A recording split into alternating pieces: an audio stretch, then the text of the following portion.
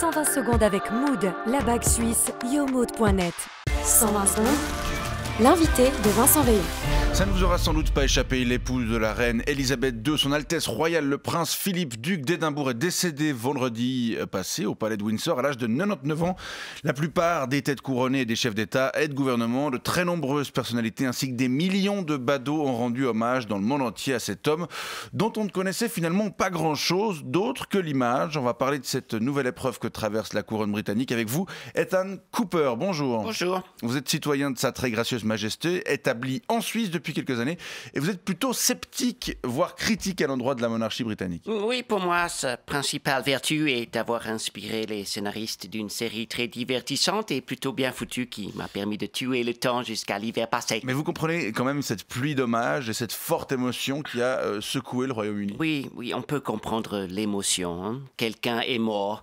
Et à quelques exceptions près, les gens qui meurent, en général, c'est triste. Mais là, franchement, on parle d'un vieux monsieur de 99 ans. 99 ans. À 99 ans, mourir, c'est à peu près la seule chose qu'on peut faire pour se faire du bien. Hein?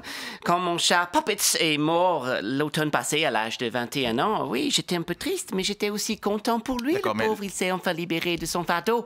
Mais là, on parle pas de n'importe qui. Il s'agit d'un homme qui avait presque la stature d'un chef d'État. Oh, come on. D'abord, il s'agit d'un homme qui n'a évidemment pas été élu, hein, et qui n'a été désigné nullement pour ses compétences, pour son sens de l'État ou pour sa morale supérieure. Non, il a été choisi par sa femme, qui était alors une adolescente, une teenager, hein, parmi un cheptel de prétendants très restreint, uniquement parce qu'il était sexy et sympa. Hein.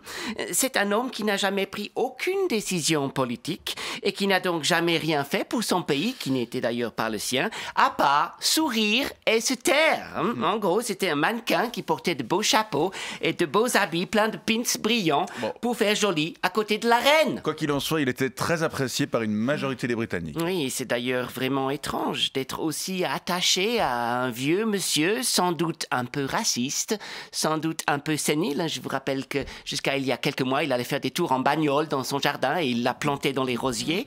Un vieux monsieur qu'on n'a presque jamais entendu prendre la parole, dont on savait presque rien de la personnalité, à part à travers des œuvres de fiction. Un vieux monsieur dont le seul acte héroïque a été de rester planqué derrière sa femme et de se la coincer pendant plus que 70 années. Et pourtant, tous les journaux, toutes les chaînes de télévision du Royaume-Uni lui ont rendu hommage. Oui, la presse britannique a pété un stotz ce week-end. Lorsque Buckingham a publié son communiqué vendredi, la BBC a interrompu toutes ses émissions et a diffusé un programme spécial annoncé par une animatrice au bord des larmes, et tous les journaux ont fait leur une sur cette nouvelle avec aucun recul. On aurait dit que tous les journalistes britanniques étaient sous extase ces derniers jours. Il n'y a pas que les médias. Hein. Il y a une période de deuil national qui va être observée jusqu'au funérailles samedi. Et pendant cette période, tous les drapeaux du pays seront en berne.